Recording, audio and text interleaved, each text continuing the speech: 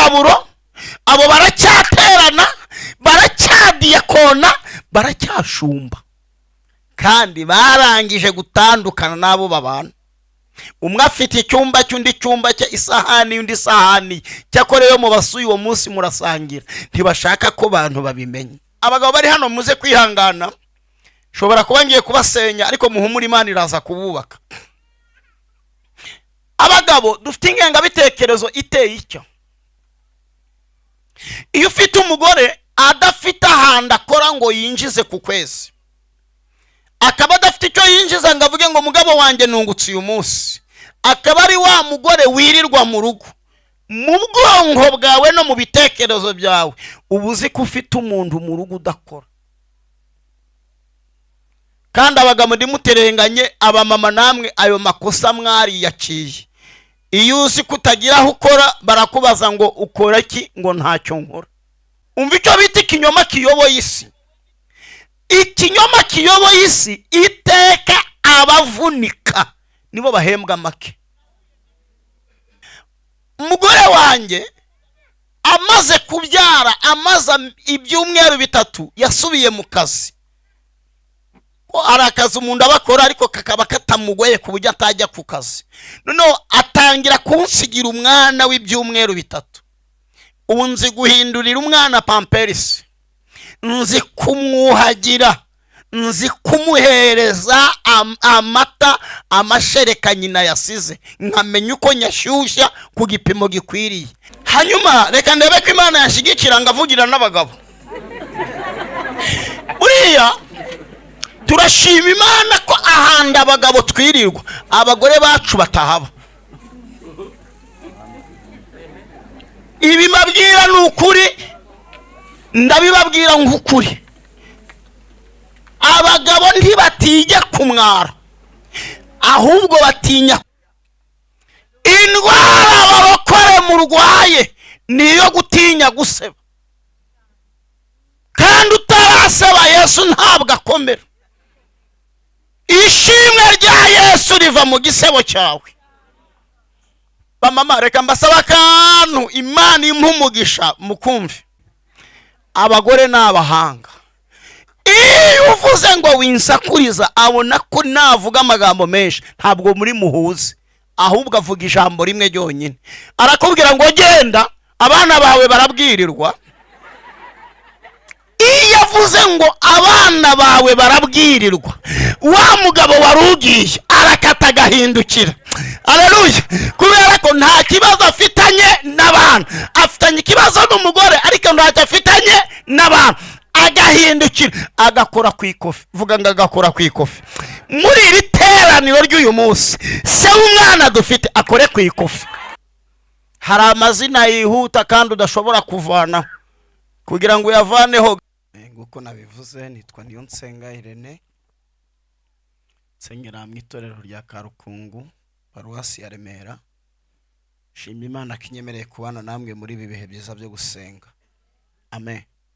Hanyuma tudatinze reka tuganire ijambo ry'Imana dusanga mu butumwa bwiza uko bwanditswe na Luka. Ubutumwa bwiza uko bwanditswe na Luka, turasoma igice cya 7, hanyuma turahera ku murongo wa 11. Ubutumwa bwiza uko bwanditswe na Luka, igice cya 7, duhere ku murongo wa 11. Haravuze ngo bukeye ajya mu mudugudu witwa Nayini, abigishwa be n'abantu benshi bajyana nawe. Ageze hafi y'irembo ry'umudugudu ahura n'abikoreye ikiriba. Uwari wapfuye yari umwana w'ikinege, kandi nyina yari umupfakazi. Abantu benshi bo muri uwo mudugudu bari bamuherekeje. Umwami Yesu amubonye amugirira imbabazi, aramubwira ati wirira. Yegera ikiriba agikoraho. Abakikoreye barahagarara. Ati muhungu, ndagutegetse byuka. Uwari wapfuye arabaduka atangira kuvuga. Yesu amusubiza nyina, mwakire neza ijambo ry'Imana. Mu rwego rwo kugira ngo iri jambo turyumve birushijeho, munyemerere dusome rwandiko rwa mbere rwanditswe na Yohana. Turasoma igice cya 5 umurongo wa 12. Urwandiko rwa mbere rwanditswe na Yohana, igice cya 5 umurongo wa 12. haravuze ngo ufite uwo mwana ni ufite ubwo bugingo, naho udafite umwana w'Imana nta bugingo afite. Mwakire neza ijambo ry'Imana. Hanyuma kubw'imbabazi z'Imana n'urukundo rwayo munyemerere nsubiremo iri jambo. Haravuze ngo ufite uwo mwana ni ufite ubwo bugingo, naho udafite umwana w'Imana nta bugingo afite. Imana ishimwe. Hanyuma ng'abahanga uko mwumvisha twasomye, hari ijambo ryagiye rigaruka. Ijambo ryagiye rigaruka ni iringiri. Yohana aduhaye ijambo rikomeye, aravuze ngo ufite uwo mwana ni ufite ubwo bugingo, hanyuma udafite umwana w'Imana nta bugingo afite. Hanyuma Luka nawe aduhaye inkuru ya Yesu azura umwana w'umupfakazi. Ijambo ryagiye rigaruka ni umwana. Imana ishimwe. Umwana. Mukanya Imana iduhaye ndashaka ngo tuganire agaciro k'umwana. Amen. Agaciro k'umwana. Nagize umugisha, Imana indemera ishimwe, mu minsi ishize nabereye umuntu pale. Nimvuga kuba pale ntabwo bihabwa abantu bose. Hanyuma ubwo nshingiye ku buhamya bwanjye, kuba ngeze ku rwego rwo gutoranywa ngahindurwa pale, nabyo bifite icyo bivuze. Imana ibishimirwe. Hanyuma mberekeje umusore wanjye, turi mu murenge, umuyobozi w'umurenge yigishije abari mu gusezerana, ariko abigisha ibintu bintera ubwoba. Yaravuze ngo isi ifite ibyorezo bibiri, ngo ariko icyorezo kimwe, ngo bitewe n'imyumvire y'abaturage, ngo no gushira mu mabwiriza ingamba za leta, ngo turimo turagitsinda. Aravuga ngo icyorezo avuze ni corona. Aravuga ngo ariko isi ifite icyorezo yaburiye agapfukamunwa. Aravuga ngo ni divorce. Iyo tuvuze divorce ntabwo abarokore babyumva, kuko mwagize umugisha bamwe wo kuba mukiri mingo muzanyu.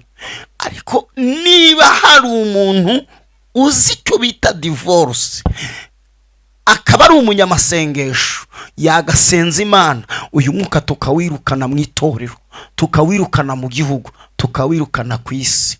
Kubera iki? Kubera ko divorce ni uburyo bwo gutandukana rw'umuryango. Umuryango bato atandukanye, kandi Satani imbaraga arimo akoresha ngo asenye itorero ni ugusenya umuryango, kuko nta muryango nta torero. Ni uburyo Satani arimo arwanya itorero, ariko akoresheje amacenga ya divorce. Yavuze amagambo ngira ubwoba, mbita numva imbaraga zikomeye zahagurukiye kurwanya itorero, zihishe muri divorce. Mu minsi yashize itegeko ry'u Rwanda ryemereraga abashakanye gutandukana byibuze bamaranye amezi 3.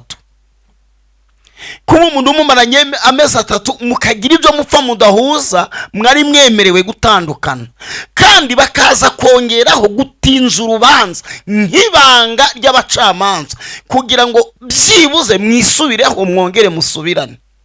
Ariko kubera impfu n'imigambi ya Satani, itegeko barigabanisha kugira ngo umugore n'umugabo babana batandukane. Noneho ni ukwezi kumwe,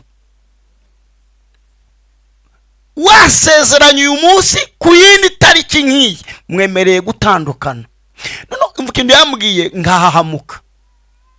Yaravuze ngo umugore n'umugabo badafite imitungo baburana bazagabana. Ndavuga babandi bahura buri wese azanye ishashe n'undi azanye ishashe. Iyo bashaka gutandukana bo barajyana, bakajyana mu buyobozi, bakabwira umuyobozi ngo nge n'uyu turashaka gutandukana, mugasinyira imbere ye, mukaba muratandukanye. Reba ku buryo gutandukana byoroshye, hejuru y'umuntu warambuye ukuboko ngo tuzatandukanwa n'urupfu. Yesu atugirire neza. Nagize umubabaro, ariko Imana isi kizakora. Yesu ashimwe. Hanyuma rero naje kwibaza, dore ikintu gitangaje, n'abantu bataratandukana ngo tubimenye, bajye ku karubanda ngo tubimenye. Hari abantu batandukaniye mu mago, kandi abo nibo benshi.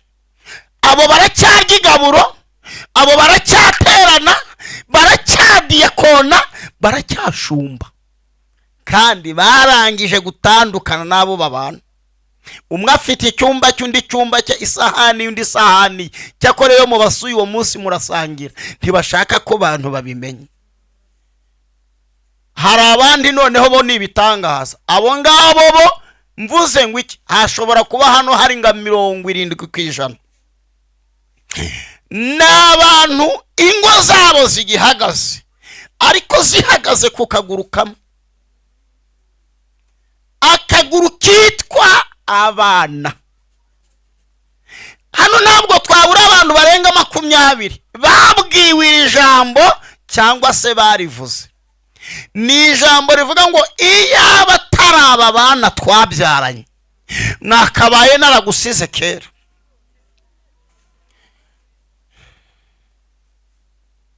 Ahubwo turashima Imana yaduhaye abana.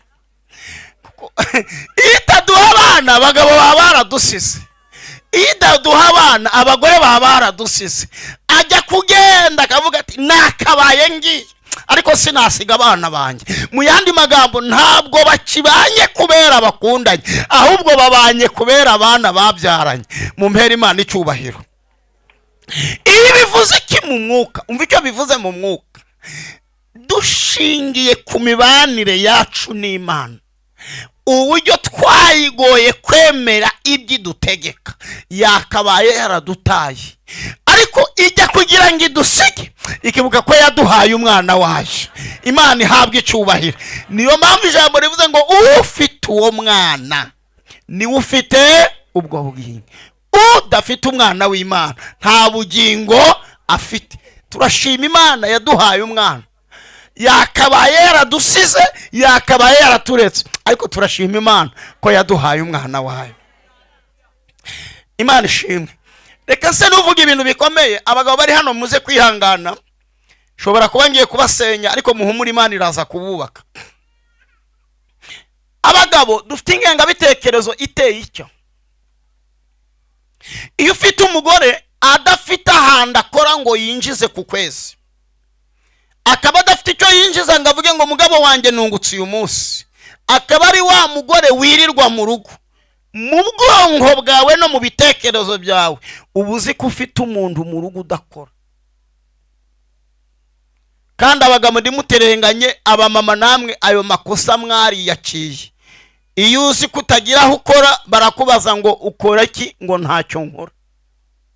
Isi iyobowe n'ikinyoma. Umva icyo bita ikinyoma kiyoboye isi. Ikinyoma kiyoboye isi iteka abavunika nibo bahembwa make. Nugira ngo ndabesha, uzagenda ubaza amakuru y'abafundi n'abayede, nibwo uzamenya ngo isi yobowe n'ikinyoma gute. Umuyede aravunika, umufunda agahembwa menshi. Isi ni uko ibayeho. Abo twitwa ba boss, abo twita abakomeye, nibo batavunika. Abavunika bagahembwa ubusa. Yesu ahabwa icyubahiro. Hanyuma rero mu mahame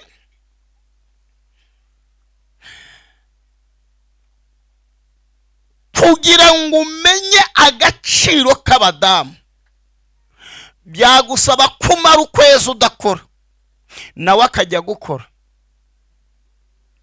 Nibwo byibuze wamenya agaciro ke. Ibi mvuga nahuye nabyo, narabyize. Narimuze ngo ibi mvuze narabyize, nahuye nabyo. Umugore wanjye amaze kubyara, amaze ibyumweru 3 yasubiye mu kazi. Ko arakaza umuntu abakora, ariko kakaba katamugoye ku buryo atajya ku kazi. Noneho atangira kunsigira umwana w'ibyumweru 3. Ubu nzi guhindurira umwana pampers, nzi kumwuhagira, nzi kumuhereza amata amashereka nyina yasize, nkamenya uko nyashyushya ku gipimo gikwiriye. Nzi guhoza umwana ngamuvugiriza ubuduha, nta mwana wandirana, ntabwo bibaho. Yesu ashimwe cyane. Hanyuma rero ibi byanyigishije agaciro k'umugore. Reka ngubwire, uyu mugore uvuga ko adakora, kugira ngo umenye ko akora byagusaba kumara ukwezi uba mu rugo nawe ajya ku kazi, tukareba niba azaza agasanga watetse, agasanga wameshe, agasanga wakoropye, agasanga washashe, agasanga wajyanye abana ku ishuri wanabakuyeyo, agasanga n'inshuti n'abavandimwe wabasuye. Ndakubwiza ukuri ntabyo washobora, ahubwo abagore bubahwe. Imana ibambera umugisha, Imana ibambera umugisha. Yesu ashimwe. Hanyuma reka ndebe ko Imana yashigikira ngavugira n'abagabo. Buriya turashima Imana ko ahanda abagabo twirirwa, abagore bacu batahaba. Ibi mbabwira ni ukuri, ndabibabwira nk'ukuri. Abagabo ntibatinya kumwara, ahubwo batinya kumwarira iruhande rw'abagore babo. Umugabo wamukubita ntakome, ariko ikibazo ni ukumukubitira imbere y'umugore we. Kimwe mu bigeragezo bibaho ni ugukora akazi k'ubuyede, ukaba uri umuyede uri umugabo, n'umugore wawe mukaba mukorana. Ni ikigeragezo gikomeye. Mu yandi magambo, akazi kose mwakora mukorana ariko atari mwe ba boss, ni ikigeragezo. Kubera iki?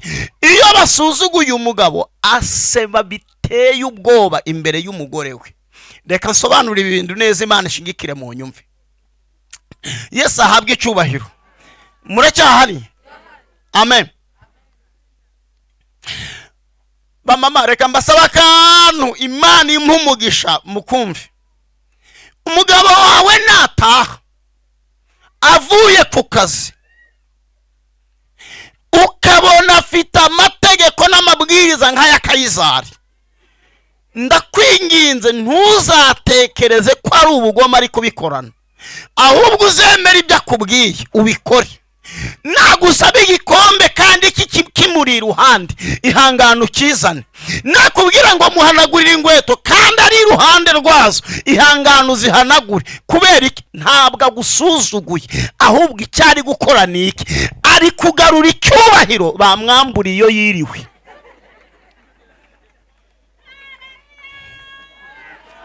Abageze nawe ahayobora, abageze nawe ahayumva ari umutware.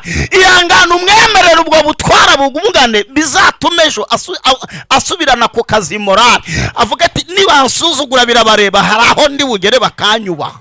Yesu ahabwe icyubahiro. Hanyuma rero Yesu ashimwe. Reka mbabwire ikintu gitangaje. Iyo umuntu yiriwe ku kazi akaba afite mu mutwe kuwa wiriwe mu rugo atakoze, atahana umwaga.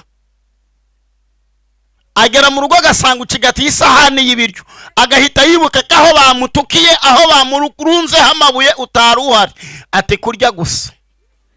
Sasa kubwira uyu muntu ngo kurya gusa, ukabimubwira mwarasanganya afite amenyo yuzuye, itegure nawe akubwira ibimwuzuye. Kandi ubushakashatsi bwagaragaje ko kugira umugore aryame asinzire abagomba kuba amaze kuvuga amagambo 50,000. Hamwe rero 50,000 bikuzurizeho. Nusinzira arakubwira ati kanguka wumve neza. Nabahanga ngo iyo aryamye atayarangije mu gitondo asubukurira aho yari yacumbikiye, akakubwira ati twongere tubisubiremo. Hanyuma rero mwababyeyi, nawe nufata icyemezo cyo kuvuga ya magambo 50,000 uri kubwira umugabo wawe, uvuga uziga, umenye ko mu gitondo urasaba iposho.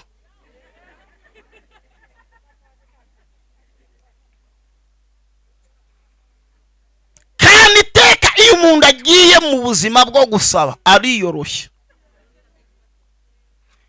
Hora rero mu gitondo umugabo ahaguruke asubiye mu kazi, wibuke yuko ukeneye iposho kandi waraye umubwiye icyari cyo cyose wumva kikuzuye, uhita utangira ati sheri uragiye si, nawe akakubwira ati winsakuriza.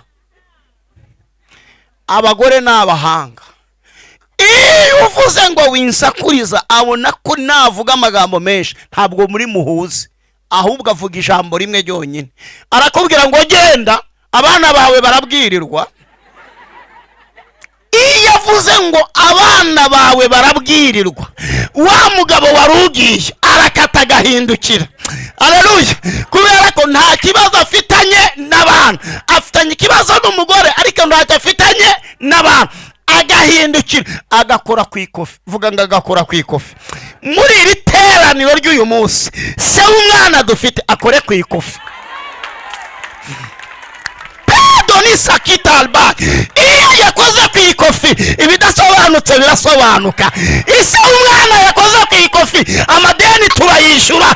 Iyo se umwana yakoze, narimvuze ngo se umwana agira gute akore ku ikofi.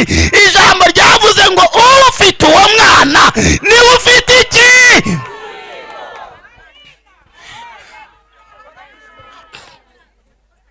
Iyo akoze ku ikofi ntabwo amafaranga yahereza umugore, ayahonda ku meza akakubwira ngo uhahire abana banjye, abivuga yagiye. Witonde, amafaranga guhaye ntabwo ari ayawe, ni ay'abana be. Muracyahari? Ni ay'abana. Hanyuma rero ibyago bye ni uko abo bana we ni wowe ubasigaranye. Uhita ugera kuri botike, ikiro cy'umuceri, inusu y'isukari, akawunga ka magana ngahe, inyanya za ngahe, wajya kure ugasanga ari gusangukamo nka 500, ugahita wabwira ati mumbe fanta aho ngaho, mumbe na denje aho ngaho. Ibugiye kurya ntabyo bagupangiye, ariko impamvu bibonye niweho wasigaranye abana. Aleluya!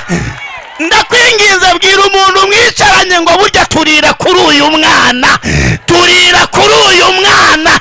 Imana ihabwa icyubahiro, tubayeho kubera uyu mwana, imigisha y'Imana tuyibona kubera umwana wayo. Mwanditsi Pawulo yaranditse ngo none ubwo bimeze bityo tuvuge iki? Ubwo Imana iri mu ruhande rwacu, umubisha wacu ninde? None ugitimanye umwana wayo ikamutanga ku bwacu twese, izaburite kumuduhana n'ibindi byose. Shimwa Kristo.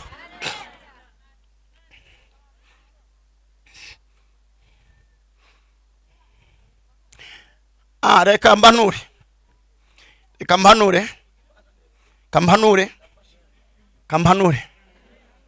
Muri hangana abantu bose muzika, abantu bose bahanura babanza gutitira. Imyaka maze mbwiriza gutitira byarashize, maze gukura.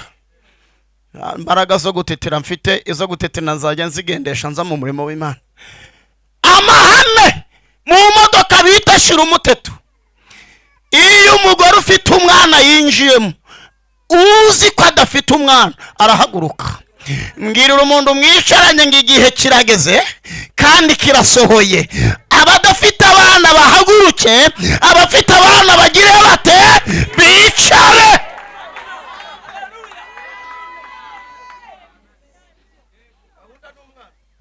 Ubwo ndavuze ngo zo, ubwo ngo muzi kwitavuze. Abafite abana bagiye kwicara, abadafite abana bagire gute bahaguruke.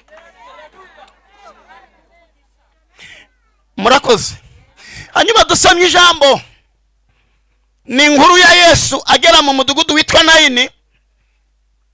Ariko bibaze ngo muri uyu mudugudu ngo yazanye n'abigishwa be, bagereka kandi kantu gakomeye ngo azana n'abantu benshi. Undi hari igihe Yesu bamukurikiraga atabahamagaye, ariko ngaha ngo yaje azanye nabo. Kabiri, muri uyu mudugudu harimo umuntu wari wapfushije, ngo yari umupfakazi, ngo ariko nawe bari bamuherekeje ari benshi. Bivuze iki? Bagiye guhurira hamwe abantu Yesu azanye benshi n'abaherekeje uyu mugore benshi. Kubera iki babaye benshi? Nuko amahame ya Yesu iyo agiye gukora igitangaza gifatika ahamagara abatangabuhamya. Indwara abarokore murwaye niyo gutinya guseba, kandi utaraseba Yesu ntabwo akomera. Ishimwe rya Yesu riva mu gisebo cyawe. Yesu yazuye abantu benshi ariko nta gaciro byamuhesheje, ariko kuzura Lazaro byahesheje Yesu agaciro, kubera ko Lazaro yari yanutse. Nongera ngubwira ko igitangaza Yesu agukoreye ntitukimenye nta gaciro kigira.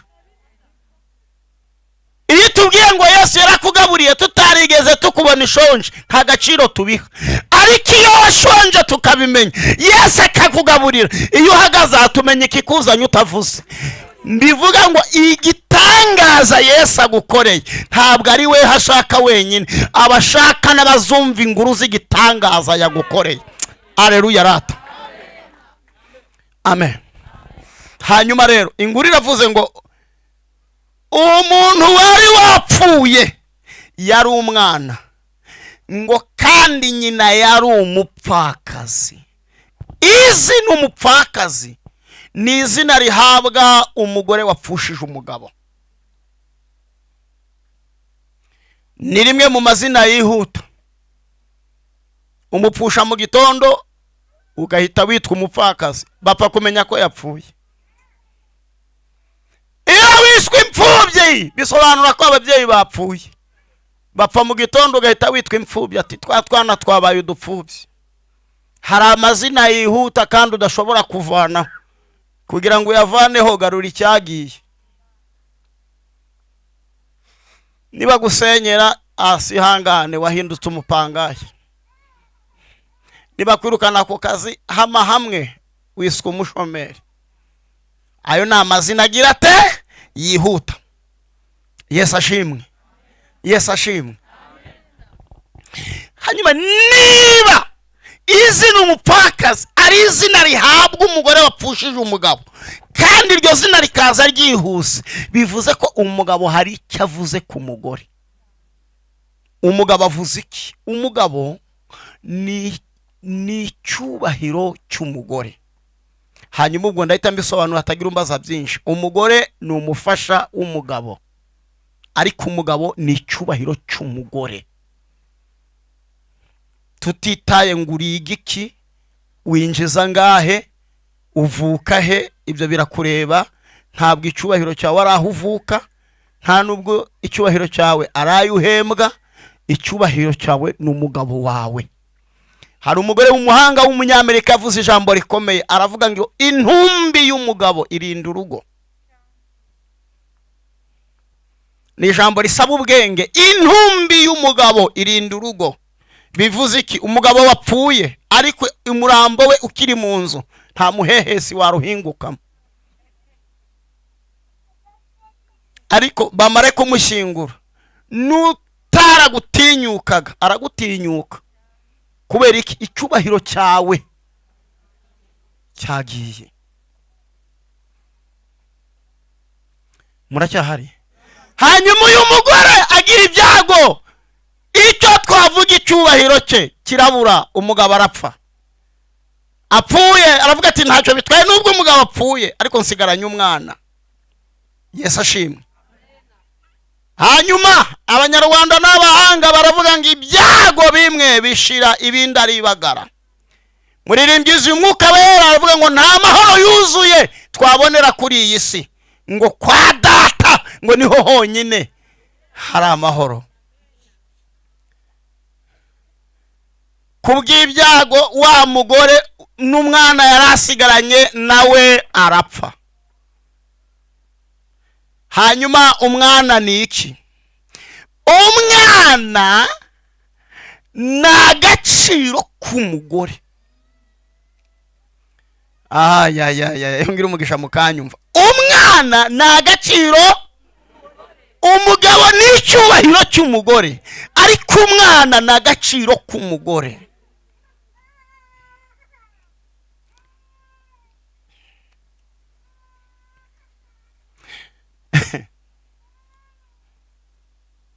kamvuga utundo duto ntabwo ndibivuge byinshi ndagira umuntu uza gukomeretsa.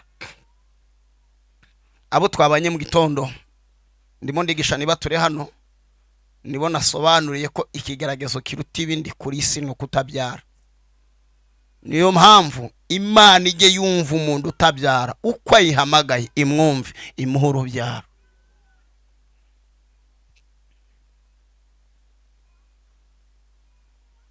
Yesu ashimwe. Inguru y'umwana reka nyiparikira ahangaha, ntabwo ninje mu icyo gusobanura icyo bita uburyo umwana ari agaciro k'umugore, ariko gaciro ke nyiparikiye aha kugira ngo ntagire umutima nkomeretsa. Yesu ashimwe. Amen. Hanyuma buri ijambo ryose kuri iyi si rigira agaciro bitewe n'igihe rivugiwemo.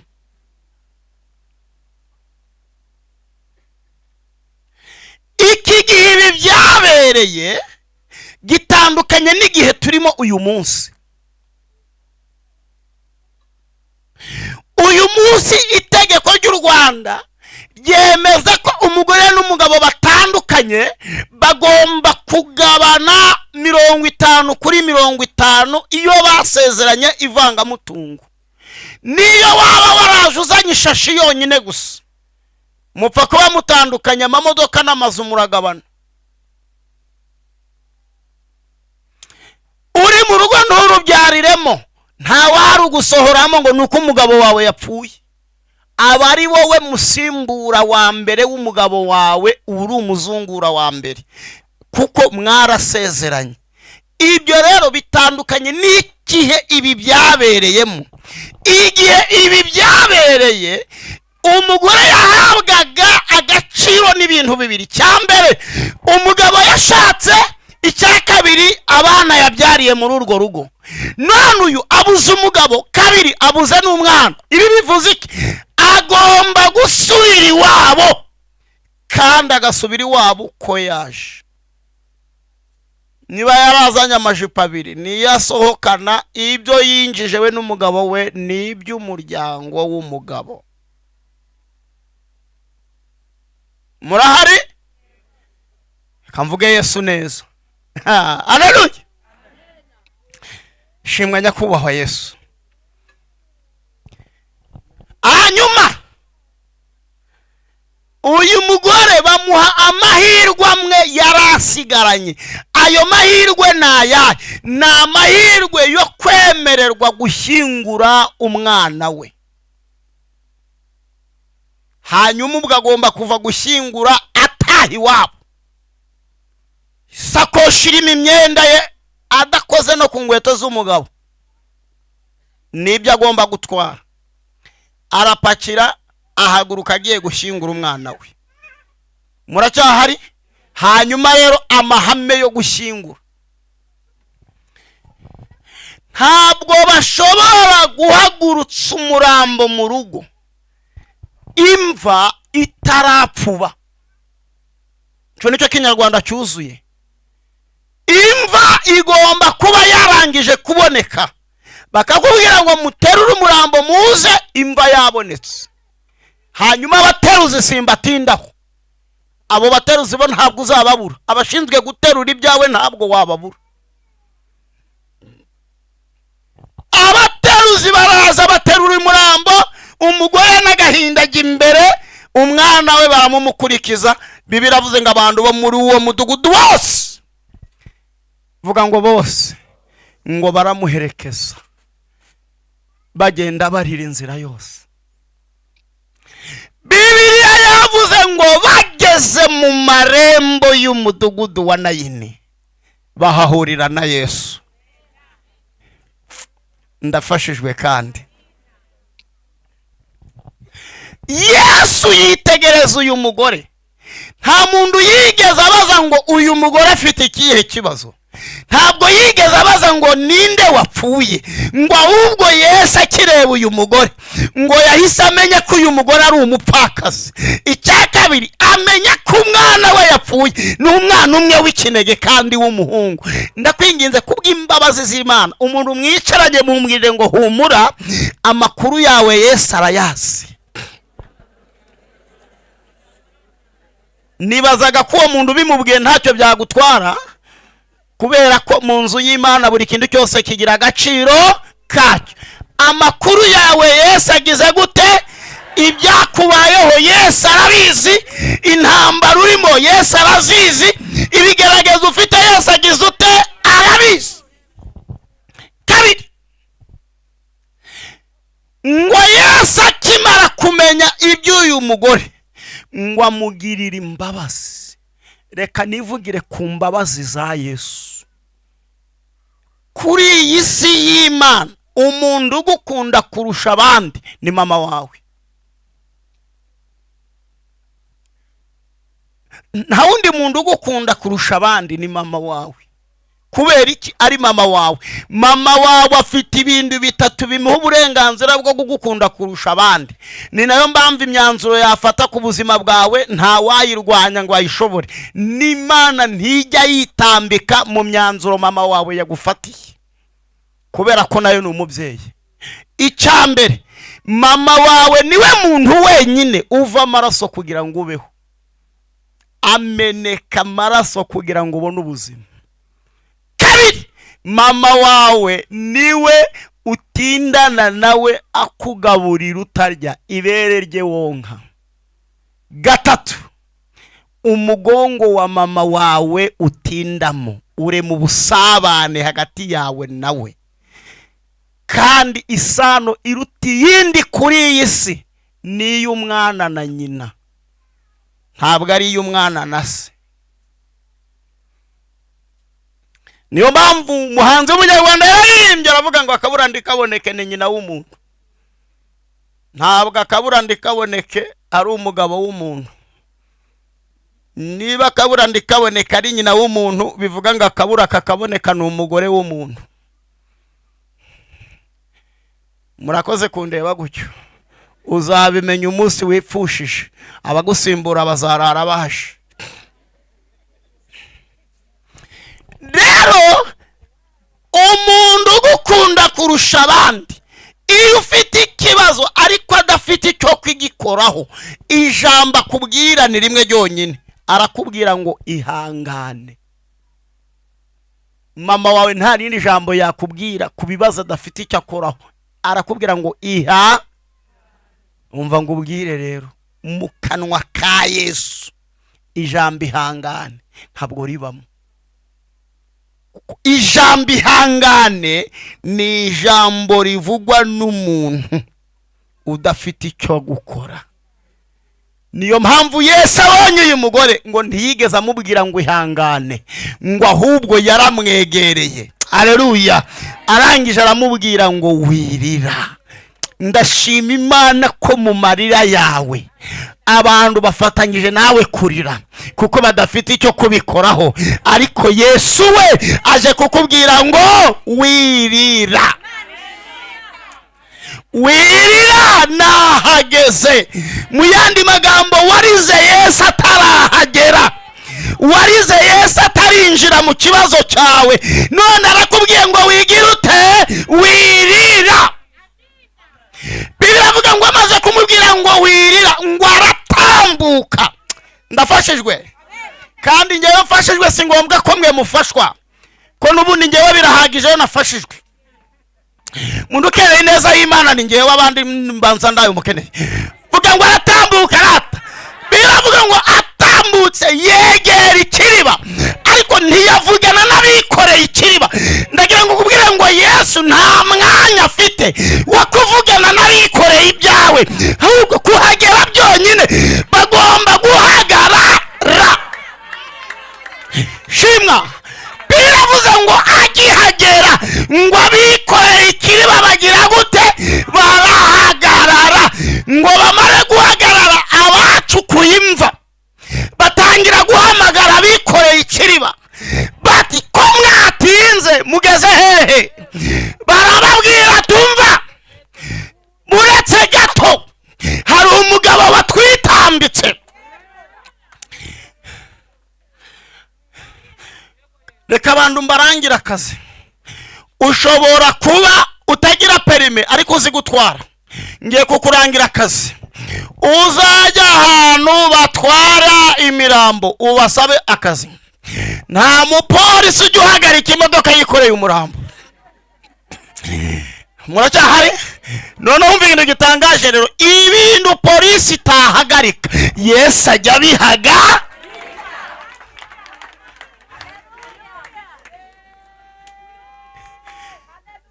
Shimwa, shimwa, ndasubiramo, ibintu polisi itahagarika Yesu ajya agira gute? Ajya bihaga. Ndashaka muri iri teraniro ry'uyu munsi ndumva nishakira abantu buzuye umwuka wera. Ntabwo ndimo gushaka abadutura ibibazo byo babo, turishakira bishakira Imana, kuko ibyo bibazo byawe hano nta wabikwikorerera. Ibyo twikoreye biraruta ibyawe. Ubwo ndashaka kuvuga Imana yikorera ibibazo byacu. Muri iri teraniro Yesu yitambike, yitambika bikoreye ibyawe, yitambika abashaka gusenya urugo rwawe, yitambika abashaka kubuza abana bawe amahoro. Ngo Yesu agira terata, aheruka kwitambika Abanyegiputa ngo bageze ku nyanja. Abisiraheli Imana baremera inzira mu nyanja ngo barambuka. Abanyegiputa bakora ikosa, bibwira ngo iyo nzira nabo barayemerewe, nabo ngo bayinyuramo. Bibagirwa ijambo rivuga ngo dore hazabaho inzira nyabagendwa, iyo nzira izaba iyo kwera, ngo abagenzi naho baba arabaswa ngo ntabwo bazayiyoba, ngo ariko izaba iy'abandi, ngo abanduye imitima ntibazagira ute? Ntibazayinyura. Bakora ikosa banyura muri iyo nzira. Ngo marayika w'Imana wajyaga imbere y'Abisiraheli ngo arangije ava imbere yabo ngo ajya inyuma yabo ngo ajya kwitambika Abanyegiputa. Ndafashijwe ngewe. Yitambika baki? Ngo amaze kubitambika Bibiliya avuga ngo akura inziga. Ubundi Yesu arwana bitewe n'urugamba ruhari. Kuri iyo nshuro ntabwo yigeze azana ibikeri. Kuri iyo nshuro ntabwo yazanye inda ngo zize kurwana, ngo ahubwo yakinguye ububiko bwe bw'intwaro. Ngo arangije agukubitiramo amasupana, afata urufunguzo rwa 12, afata urwa 15, akubitamo isarubeti y'abakanishi. Aravuga ngo uru rugamba uburyo ndi bururwane, nge ndafungura amaburo gusa. Ubundi ari igihe yambara umwambaro ariko bitewe n'urugamba agiye kugira gute? Kurwana. Iyo abishatse kubitamo yakanzu y'abacamanza, agakubitamo ya ngofero y'abacamanza, akamanukana ibitabo by'amategeko, akavuga ngo baramurenganije, ndamurenganura, ndagenda mbirangije. Iyo abishatse amanuka nga dogiteri, akamanukana itaburiya y'abadogiteri, akamanukana kinini na fasidarisha na parasitamol, akavuga ngo iyi ndwara abaganga yarabananiye ariko ngewe ndagenda nyirangije. Iyo abishatse kubitamo ikaburiya y'abafundi, akamanukana nivo n'inyundo, akavuga ngo ntagira inzu ariko ndayimwubakira kubera ko ari Imana. Umuntu mwicaranye mubwire ngo amanukane umwambaro umeze nk'urugamba ugiye kurwa.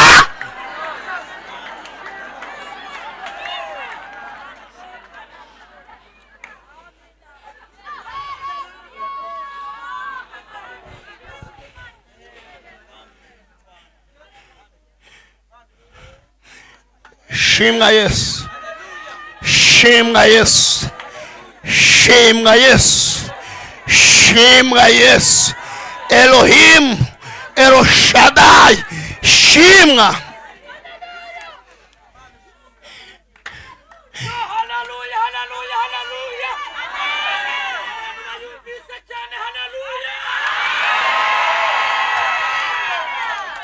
Bibiliya ivuga ngo aratambuka, haleluya, akora ku kiriba. Uyu mugore ahantu yaturutse yazanye n'abagabo bamuherekeje, azana n'abagabo bamuherekeje, azana n'abagore bamuherekeje, azana n'inshuti zimuherekeje, ariko zose zikaza zimubwira ngo humura, ihangane, bibaho disi, shikama. Ariko Yesu ahageze ntiyabivuzeho, ahubwo yabikozeho. Muri aya materaniro Imana igukureho ababivugaho, ikuzanira ababikoraho. Ababivugaho turabagwije, ababivugaho turaturanye, ababivugaho turavukana, ariko Yesu abikoraho.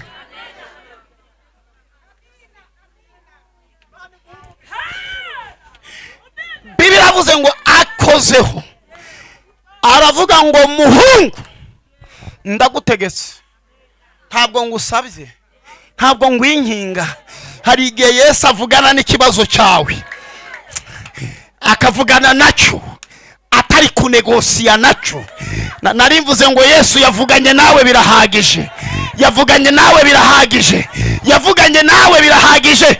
Ibyo yavuganye nawe yarabivuze, noneho nta mwanya afite wo kuvugana nawe. Agiye kuvugana n'umuhungu wawe, agiye kuvugana n'umusozi wawe. Yaravuze ngo wa musozi munini we wiyita iki imbere y'umugaragu wanjye Zerubabeli. Imana ihabwa icyubahiro.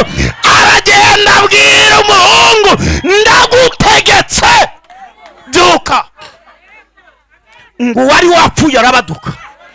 Biravuga atangira kuvuga ngo Yesu amufata ukuboko, ngo agira gute rata, amufata ukuboko, ngo aramujyana.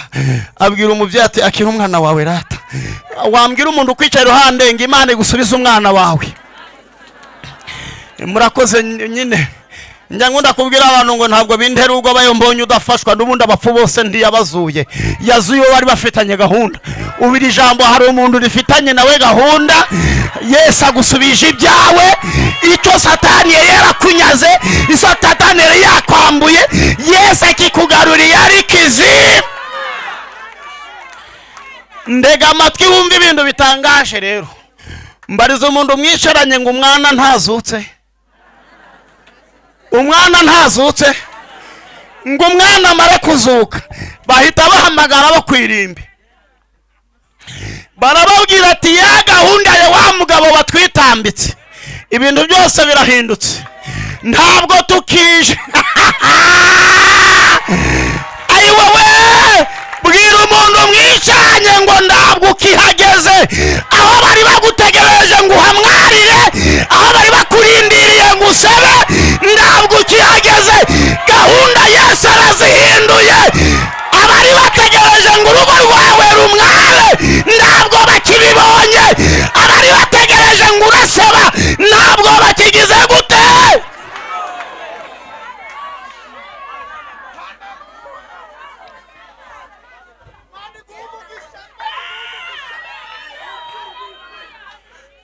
Niba bateramo insina, niba barundamo amabuye, niba basubizamo itaka, ntabwo nzi uko bari bubigenze. Gusa urwobo bari bacukuye bagiye gushyinguramo ibyawe, nibahebe ntabwo ukihageze, nibahebe ntabwo ukihabonetse. Yaba ari nga kera mba mabwiye ndiyo baramwaye.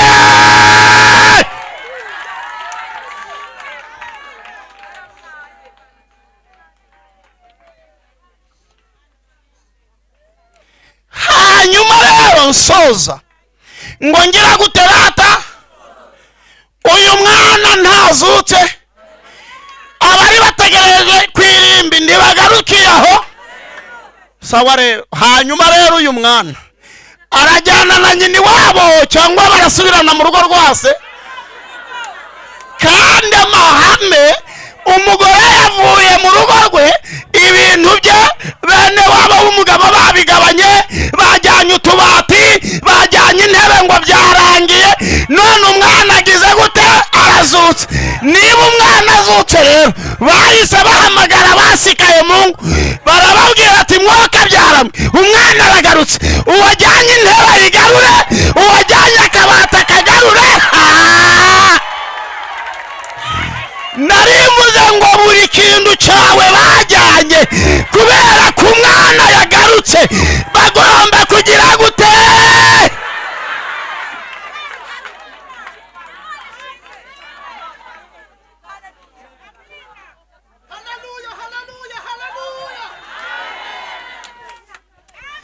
Erega ijambo rigukorera bitewe n'uko waryizeye, kandi n'ubuhanuzi bugukorera bitewe n'uko wabwakiye. Ndashima Imana ko iburi kintu cyawe bajyanye bagomba kugira gute. Reka nsoreze kuri aka kantu kamwe nsoze. Amen. Ni kamwe konyine Irene ngasoza. Nashoje naka kamwe konyine.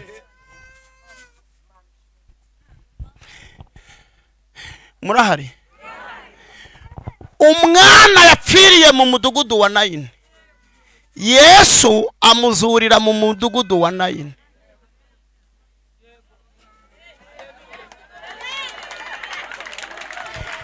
Ntabwo Yesu yakora ikosa ko uyu mwana umurambo we urenga mu marembo.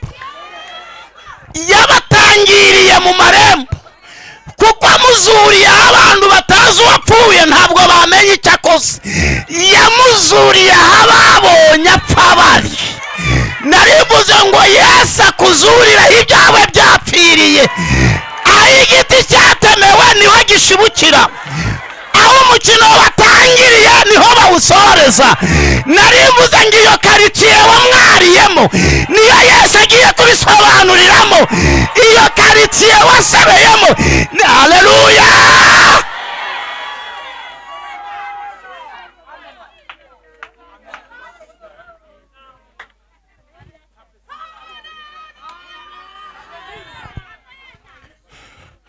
Mbariza umuntu ukwisha iruhande ngo urizeye. Haguruka dusenge.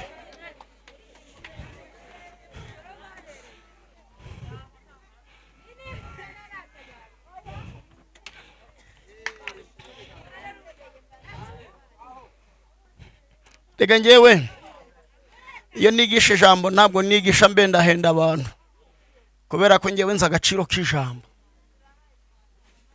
Nabonye ijambo rikora, nabonye ijambo ritabara, nabonye ijambo rihindura amateka, nabonye ijambo rikora ako kanya, nabonye ijambo rikora ejo, nabonye rikora ejo bundi. Iyo mvuze ijambo mba nzi icyo ndimo kuvuga, kuko sinjye uri kuvuga, n'Imana irimo kuvuga. Yesu ahabwe icyubahiro. Ndagira ngo dusenge tubwire Imana ngo urakoze kutugaruriye umwana wacu. Hanyuma umwana wawe akigaruka, ibyo Satani yakunyaze, ibyo Satani yakwibye, Imana iragira gute? Irategeka babigarure. Rambura ibiganza dusenge. Witwa Uwiteka, witwa ishobora byose,